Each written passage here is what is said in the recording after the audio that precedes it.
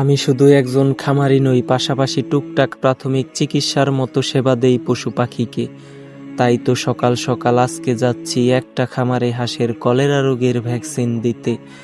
নিজের খামারের কাজ শেষ করেছি সকাল সকাল উঠে, বাড়তি ইনকামের জন্য যেন রেডি হয়ে যেতে পারি অন্য কোনো কাজে। টাকা ছাড়া, ইনকাম ছাড়া পুরুষ মানুষের দাম নাই পৃথিবীতে। যে কোনো কাজেই তাই তো যেতে প্রস্তুত, লজ্জা করি না কোনো কাজ করতে। কাজ করতে যারা ভাই লজ্জা প্রচুর পায়, বেকার থেকেই তাদের দিন কাটে হতাশায়।